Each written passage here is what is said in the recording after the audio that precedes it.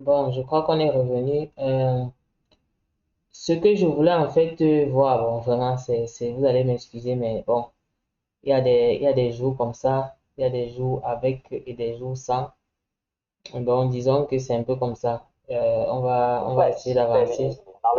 On va essayer d'avancer et bon, faire avec. Ce que je voulais faire voir ici, en fait, c'est justement cette image-ci là. C'est la dernière image où il explique ce qui se passe en fait avec le rythme qui est joué. Le rythme qui est joué à la fin, les deux premiers tambours jouent un rythme, chacun joue son rythme différent. Mais maintenant, du fait du rythme embriqué qui naît, comme vous voyez sur l'image, qui naît de la somme des deux rythmes, de la somme des deux rythmes naît un rythme intermédiaire, un rythme résultant qui n'est ni l'un ni l'autre en fait, qui est un rythme qui crée une structure particulière. Et c'est une structure particulière qui est organisée d'une façon qu'on a vu tout à l'heure, qu'on a vu la dernière fois. On a 7 notes qui sont jouées dans un champ de 12 bits, de 12 impulsions. Donc on a 7 impulsions qui sont jouées dans un champ avec 12 possibilités. Et si vous vous souvenez, je vais repartir sur la présentation ici. Si vous vous souvenez, on en a parlé la dernière fois de ces chiffres 12 et de ces chiffres 7 qui sont venus quelque part. Et tel que le professeur s'il explique dans son truc, il explique justement que cette structure-là qu'on retrouve dans la musique traditionnelle, dans la construction du rythme en Afrique, c'est la même structure qu'on retrouve dans la constitution du piano. C'est ça qu'on retrouve dans la construction du piano. Et cette structure-là a été choisie particulièrement parce que elle permet de, hmm, elle a été choisie particulièrement parce que elle permet de créer une modulation plus facile entre une gamme et une autre sur le piano. Quand tu veux jouer un rythme différent, quand tu veux jouer dans une gamme différente sur le piano, tu as cette facilité-là au vu de la structure même qui est de la structure même de l'instrument, comment est-ce que ça a été codifié. Donc, c'est en fait ça. Et donc, c'est ce qu'il explique. Donc, on a cette structure-là qui, chez nous, se retrouve dans la constitution du rythme, mais qui, de l'autre côté, est utilisée, dans le monde occidental, est utilisée dans la constitution du piano, même de l'instrument de musique. De l'instrument de musique. Et c'est ça le plus intéressant. Et ça se base sur cette même égalité mathématique qu'on avait vue la dernière fois, qui est celle-ci, qui est 7, 12 quintes correspondent plus ou moins à 7 octaves. Donc, de l'autre côté, on a un champ de 12 bits. Et dans ces 12 bits-là, on joue 7 notes. Dans un champ de 12 bits, nous, on joue 7 notes pour la constitution du rythme. Mais ici, on l'utilise pour créer les notes musicales. C'est la même science, en fait. C'est la même mathématique, mais c'est deux applications différentes dans deux champs différents, dans deux champs similaires pour la création de la musique, en fait. Et c'est ça, en fait, c'est ça le plus intéressant. C'est cette capacité à pouvoir transposer la même mathématique dans les deux formes de musique que nos ancêtres ont utilisées, qui me fait donc dire avec certitude que c'est la même science qui crée les deux formes. C'est exactement la même science, puisque c'est les mêmes connaissances qui ont créé les deux. Et ça se voit là justement par cette identité remarquable. Sinon, ce ne serait pas comme ça. Ça ne peut pas être le fruit du hasard. C'est vraiment très bien calculé pour être le fruit du hasard. Et il va plus loin, il va plus loin en expliquant vers la fin de la vidéo, je crois, il y a un moment ici où il explique. Et il parle même également du fait de la main, du pourquoi de la main gauche. Parce que chez nous, et si vous voyez ici, quand il parle il parle de ça, il parle ici de modulation qui est assez facile à réaliser. Il parle de la modulation qui est assez facile à réaliser. C'est ça qui est intéressant en fait, nos ancêtres justement.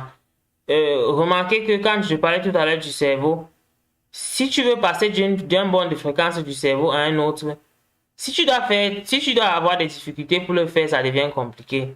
Ça doit être un truc qui doit être presque automatique et être facile à réaliser. D'où toute cette recherche-là, en fait, qui est faite pour pouvoir permettre à l'être de s'adapter vraiment et de passer d'une structure à une autre sans trop de difficultés. Sans trop de difficultés. C'est un peu ça à la base, la pensée qui est faite, qui est mise là derrière. Bon, on pourra voir un peu ce deuxième volet, c'est là pour avoir quelques exemples de comment est-ce que la musique est construite. Et puis on va avancer après.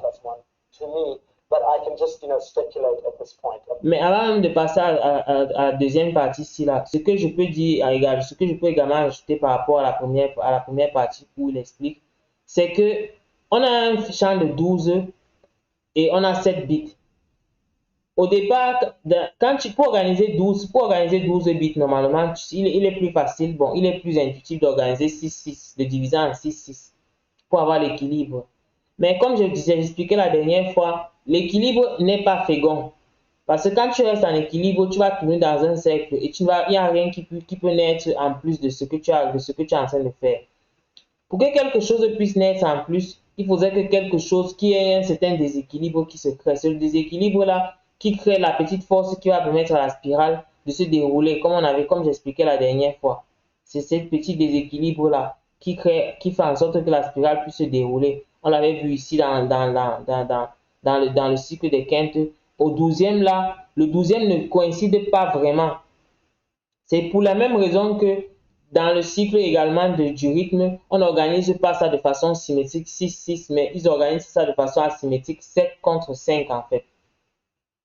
Dans un joueur joue 7 et l'autre joueur joue 5. C'est pour ça que c'est organisé de cette façon-là, pour pouvoir couvrir toute la palette des 12 bits.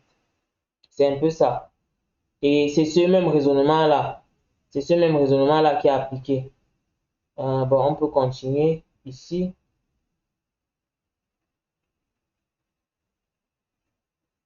About how that kind of thinking gets to be amongst us as a species. Okay, so I want to end with two more genres of music to really get down more seriously into the way in which African patterns articulate very interesting mathematical worlds. Remember I talked about shifting and shaping, or being off the beat, or turning the beat around, and the other one extending the beat. In Africa, there are considerable traditions that do both of these things.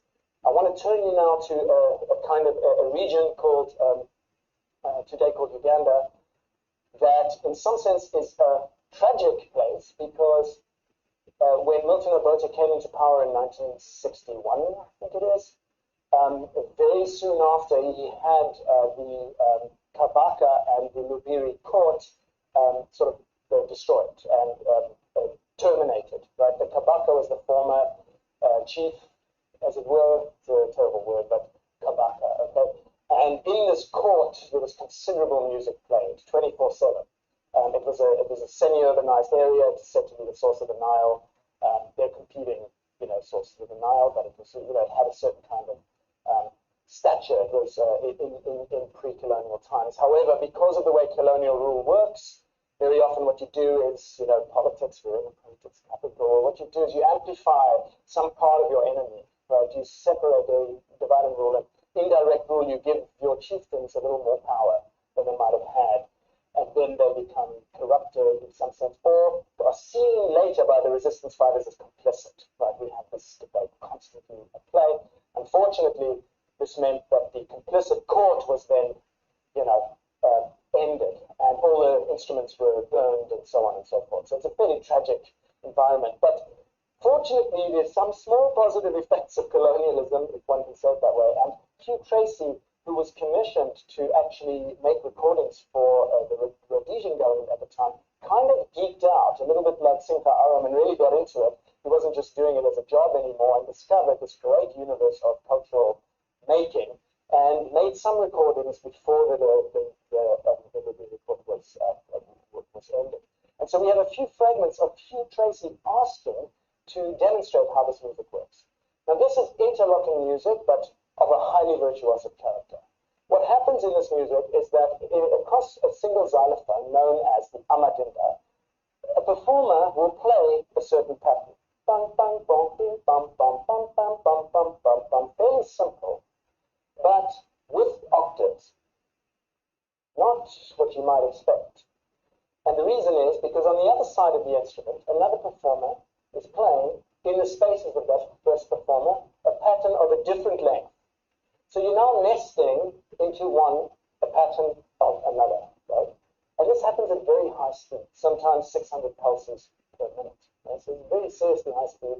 And what happens as a result is that because of this interaction, notice this is actually from Kubik's work. He made a depiction of this. Kubik is another interesting Viennese scholar who went to move to Africa and so on, settled there.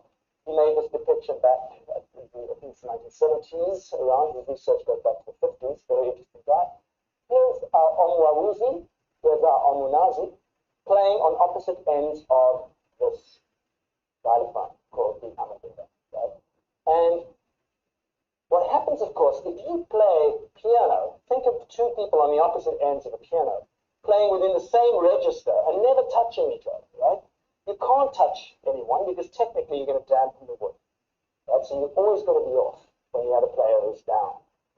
But you're occupying the same, what in music is called the register, or the same area of your keyboard, right? You're both coming down in that same area. It's not like bass and treble. You're actually both in the middle.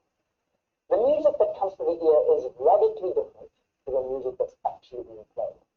The motor image of the performer doing this is very different from the audio image, which is construing this again using that filmic zoetrope technique by putting patterns together that are like quantum patterns.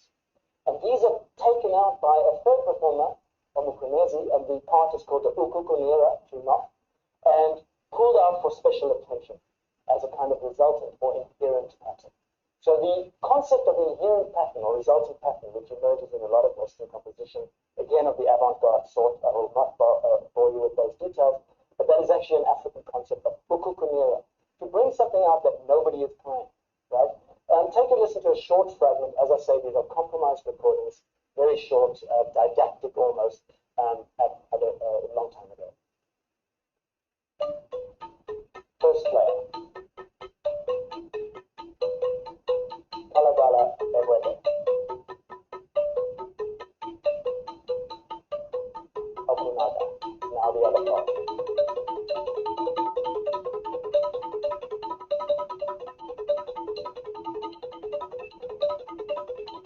Your ear cannot follow that line.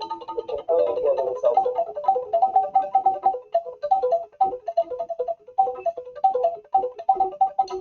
And that's the knocking brought out the ukukunera, which is doubling the resulting pattern.